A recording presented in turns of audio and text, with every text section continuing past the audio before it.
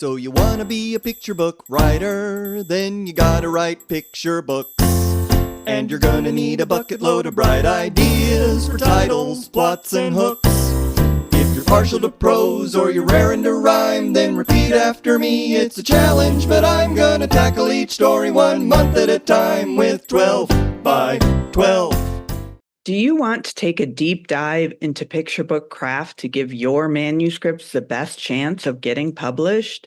Consider Picture Book Summit, a world-class online conference for picture book authors and illustrators. Oceans of possibility await you on Saturday, October 3rd, 2026, alongside keynotes from award-winning speakers, author Derek Barnes, author Deborah Underwood, and Caldecott honor-winning author-illustrator Brian Lees.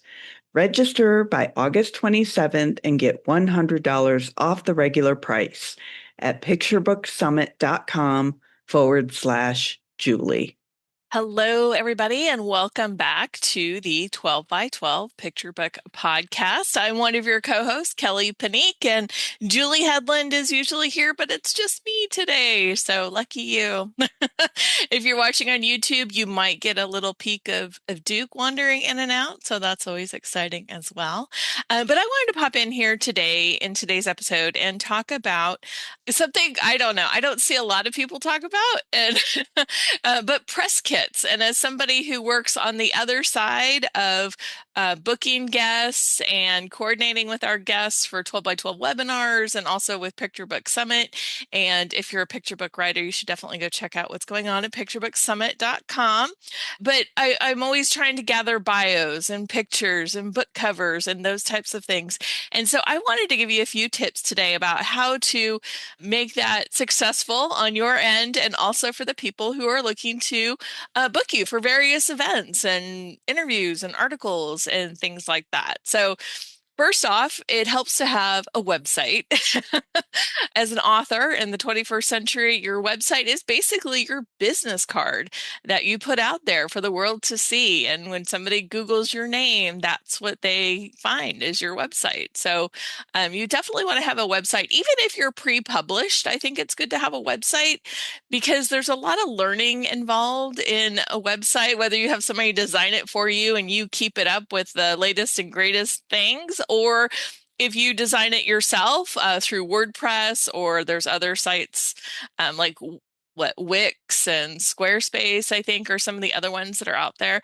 There's quite a bit of a learning curve when you're putting together your own website. And I think it's beneficial to do that before, maybe even before you have an agent and a book coming out. I'm not going to say it's absolutely necessary, but I think it is helpful to be on that learning curve when there aren't a lot of eyes on your website. And then that way you're kind of working through the mistakes and the different things you see that work and don't work before you have a big audience coming to your website, such as when your debut book is coming out.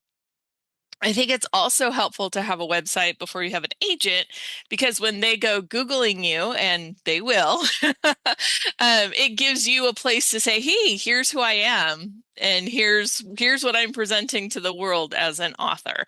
And if you're pre-published, you might be wondering, well, what do I put on my website if I don't have any books out yet? And we actually had a great webinar with Lisa Stringfellow a few years ago. We'll give you 25% off of that one. It's The Essentials of an Author Website by Lisa Stringfellow. It's on our Teachable site, and you can find that out. You can find it at 12by12challenge.com/Lisa, and that's 12x12challenge.com/Lisa, LISA, and we'll give you 25% off of that because she did a great job going into the details of what should be on your website and the different pages that you should have. So we're just going to focus today on, well, let me give you one tip for somebody who is pre-published. You can have just a static website that's just a quick about you, the things that you're studying and writing about. You don't want to put like any of your manuscripts on there. You may or may not want to put pitches on there because those are things that anybody can go and find. But if you're an author, if you're an author illustrator, You probably want to have a portfolio section for any agent or editor who's going and looking and seeing what your style is and if that's something that would fit with the work that they currently have. But as an author, you could just have a static, just one page. I would suggest actually having a blog of some sort. And you ask, well, what do I put on my blog if I don't have any books out? And this is where I've seen a lot of authors do some really smart things. One that comes to mind is Vivian Kirkfield. Another one is Susanna Hill. And there are lots of others who do author interviews. Vivian's I always think of because she does like books and cookies, I think it is, where she interviews them, but then they also like share their favorite cookie or a recipe or something like that. And that's her hook. That doesn't have to be your hook. But I think by going through, this does a few things for you. If you can go through and either review picture books and or interview authors, is it helps you research your own industry and really get to know the books that are out there. So by doing that, just by reading all of those books that you might review or the books by authors you might interview, you are learning the picture book craft, right? The writing craft. You're also learning what is going on in the market. What are the things that are coming out now? What are the things that editors are buying? What are the things that kids want to read? Because you are seeing how these books are being successful in the market, or maybe how they're not being successful, but a lot of them are being successful. So it gives you that research. And we talk a lot in queries about having comps that are related to the market. And if you're out there reading, and doing an article on a book every week or every 2 weeks, then you're learning what books are out there, and you can comp it to be like, oh, this book is like, it has the theme of this one with the style of this one, or the humor of that one, or the nonfiction element of this one, because you already have those in your head. And so that makes your comp research go a little easier as well. So it helps your picture book craft to be writing about picture books, reviewing them, or interviewing authors. When you're interviewing authors, that has another benefit for you, and one that you're helping to promote somebody within your industry. And who doesn't want a little help with that, especially when you have a book coming out? And I tend to believe in picture book kidlit karma, that when you're helping other people, then when you have a book coming out, everybody is equally excited for you, and they want to help you as well. And so I think it could go both ways. It helps you build up a lot of goodwill. And again, like I said, people cheering you on because they've seen you interview all of these other people. And then now you're talking, when your book is coming out, you start talking about your book and the behind the scenes, and they're invested because they like the things that you were putting out there and the way that you bring picture books to life. So, and also there's so many benefits of having a website. Also, it gives you something you're thinking. We talk about social media a lot. You're thinking, well, what do I post on social media as an author? If you're putting stuff on your website, if you have a regular blog, that gives you a regular thing to post on your social media as well. So lots of benefits there, right? You're learning the craft, you're learning the market. You are learning how, if you're interviewing authors, you're learning what their process was, what their journey to publication was. So again, you're learning more about the industry, and also it's giving you something to talk about on social media. And when you go to events, there's people you're going to know because you've been working within the industry. So there's just so many benefits to starting a website before you even have an agent and before you have a book deal. Again, that other one is you're learning how to use the website before before it's the big thing that you're sending everybody to. So keep those things in mind. But again, today I wanted to talk about press kits because that's something that I deal with on a fairly regular basis. As like I said, we're booking speakers, and I'm getting bios to send out about those speakers and descriptions and things of that nature.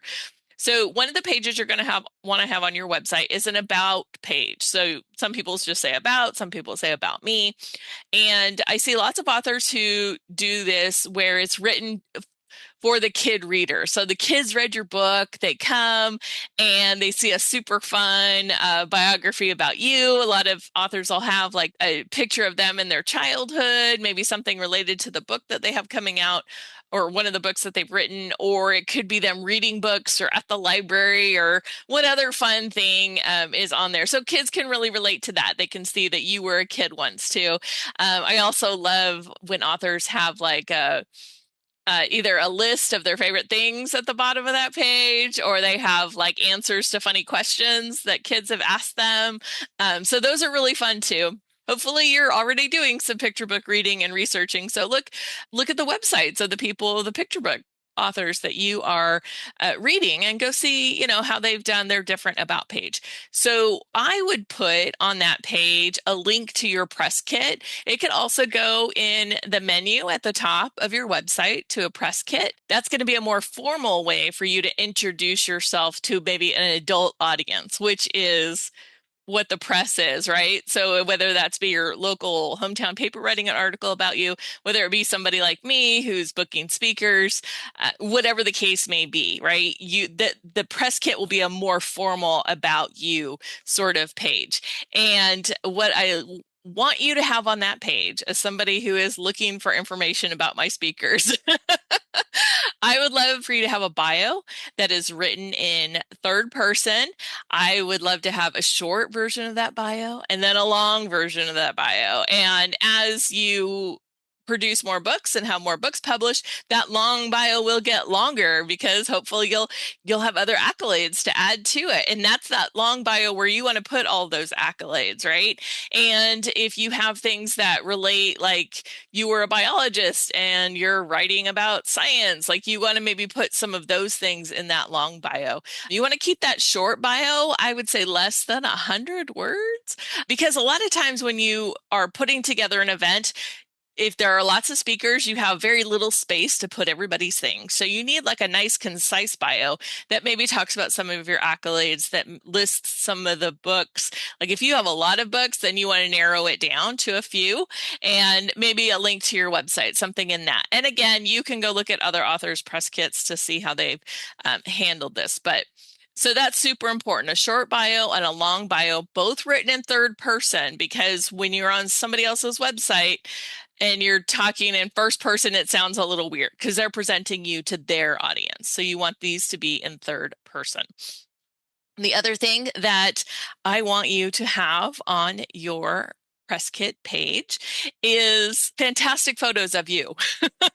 I want to see a great headshot of you on your press kit page. And it probably should be done professionally, but if you know somebody who's a really close family friend or a family member who takes excellent photos, be sure you have good lighting, and have a couple of photos. So you have ones that are orientated vertically and horizontally, because again, depending on where that's used on a particular website or in a particular brochure, you want to give your people options as to what's going to work best in their particular graphics situation. I also want you to, when you name these, so like, you take a picture and you save it and it's on your computer and it's like IMG 1, 2, 3, 4, 5, 6, 7, 8. Do not, when you load it to your website, do not have it named that. I want you to have your full name on it. So if it were my picture, it would be Kelli Panique. And if you have, like I said, multiple photos, then you can do Kelli Panique 1, or you could do Kelli Panique vertical, Kelli Panique horizontal, or the pixels, like, Kelli Panique 500 by 500, or whatever the case may be. You can also do your photo credit in there. And the reason that this is important is because when somebody puts an image on a website, that image has a title. And when that image is added to a page on that website, that title goes along with it. And so when somebody is searching, so they might, oh, I loved Kelli's first book, I want to see what else she has out there. And you might Google my name, and because my name was attached to my photo, then any website that has my photo on it, that's going to pop up. So it's just another way that people can find you. It's beneficial for the people who might be hosting you on their website, because you will be a link to them, but then also your name comes up as associated with these other places that you've had speaking engagements, or maybe had, like I said, a YouTube interview or an article or a blog post or whatever. So have your name be the title of your photo. And then again, if you have more than one, add a photo credit, add, something at the end there. So they're all slightly different, but it all has your name in the beginning, because that's what search engines will find on a different website and on your website. And so let it do a little extra work for you along the way. Another thing that once you are published, have book covers, photos of your book covers. Now, if you're published, you're probably going to have a page on your website just for your books that you definitely should. Maybe it's your home page, maybe it's a separate page, however you and your web designer design it. But on your press kit page, have photos or JPEGs of your book covers that can be downloaded from your website. So with a right click, they can download it. They have a great high res image of your book cover that they can use in their graphics, and that looks great. Be sure again that it's downloadable, that somebody could just right click, save as, and save it when they need it. This way you've given somebody who is either doing an interview with you, speaking gig, whatever the case may be, you're giving them everything they need in one place. They need your photo, they need a bio that they can use, and they need your book covers, right? So these are all the things that you want to have on your press kit. And here's some other things that you can add to that page that are also super helpful. And one of those is social media, listing all your social media handles right there, links to those. So whether it be Instagram, a lot of us are using Blue Sky now. It could be Facebook, it could be Threads, it could be TikTok, it could be YouTube, whatever ones you are on. And again, there's too many for us to suggest you use them all. So you find the one that works best for you and how you want to engage with your audience, but list those social media handles and link to them on your press kit page as well, because that will help people who are looking to connect with you be able to follow you easily and quickly. Plus, if they want to add your handles to the page that they're putting you on, then they can do that very easily as well. So super important to add that. And then also, if you've done other interviews, I think it's really nice to put those on that page too, so people can refer to that and see maybe they haven't booked you yet, but they're interested in booking you. And if you have some links of interviews that you've really enjoyed doing, that gives them a chance to get to know you, kind of see what your vibe is, kind of see if your personality and the things that you talk about are things that would work for their event. So that's super helpful as well. All right. And so one last thing I want to recommend that you have, once you have a book that's published, I would recommend going to Julie's website, which is julieheadland.com, and we will link that in the show notes for you. And one of the things that she has on her site, she has a section for each book with the description, links to interviews, a couple of the interior photos that you can download. So she's done a really great job with this press kit page. So it's definitely one to go check out. And again, that's julieheadland.com. We'll link that in the show notes.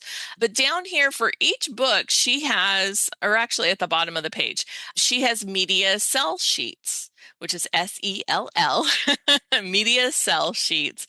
And each of these is just a one sheet. She used a template, I believe she found in Canva, or if you go look at her site, you'll be able to see how she did it and kind of form a similar template, because you guys are super smart.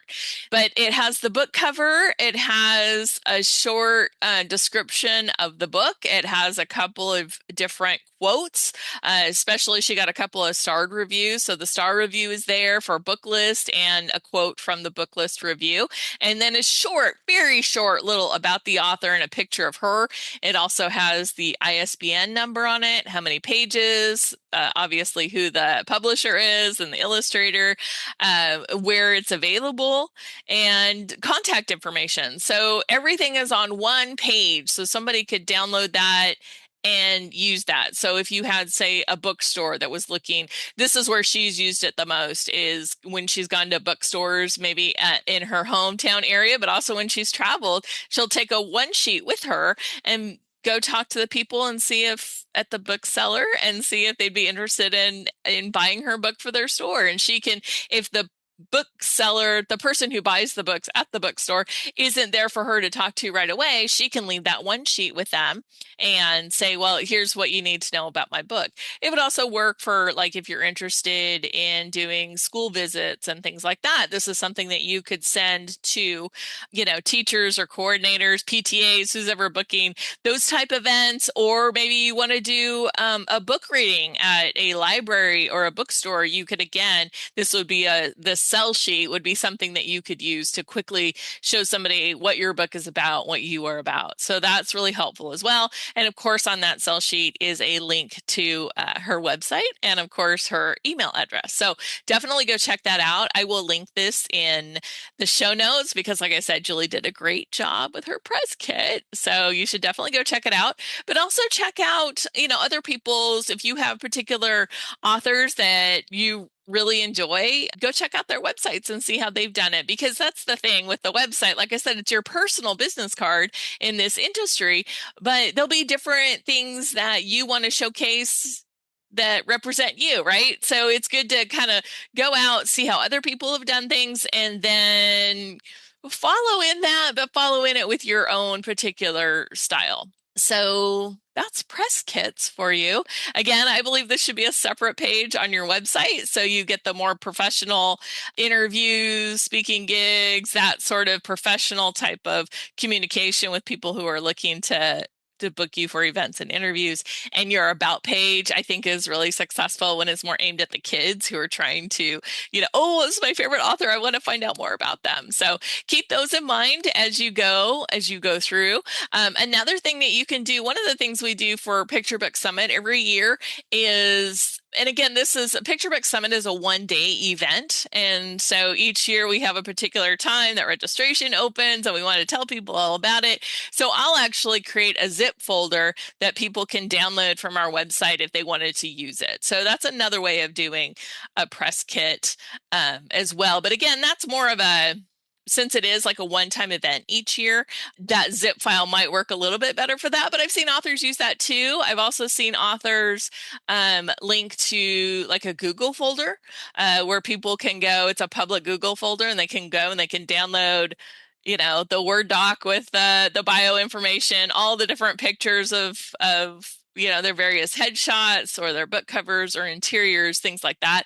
That's another way to get people a press kit. And it's nice when it is in a zip folder like that, because then everything that person needs is right there. Or again, with a Google folder, everything is right there. So there's several ways you can do it, but just be sure you have all the information that the press would want to have about you. So that's all I have to say about press kits today. Again, I will link to Julie's website so you can check out how she's done her press kit. I will also link to Lisa Stringfellow's Essentials of an Author website. Again, you can get 25% off with code podcast, but we'll put the link that goes directly to that in there, so make that easy for you. And again, check out Picture Book Summit, picturebooksummit.com, to see our upcoming event the first weekend of October. And while you're on the website, at the very bottom in the footer, you'll see the press kit. You could download that and see how we've taken care of that this year as well. So remember, these are all things you can do ahead of time. They're not things you have to wait until you have an agent or until you have a book coming out. And publishing's kind of slow right now. So why not take a chance to learn something a little new, work on your website and get that all polished up and have yourself ready to go for when the industry is ready for your work. So thanks for being here with me today, and we'll see you next time on the 12 by 12 Picture Book Podcast. Take care. Bye. Do it together so never you fear. It's a handy little way to help you kick into gear. You're amazing, exciting. Look out, 'cause you're writing 12 by 12. 12 manuscripts. 12 by 12. 12 picture books. 12 by 12.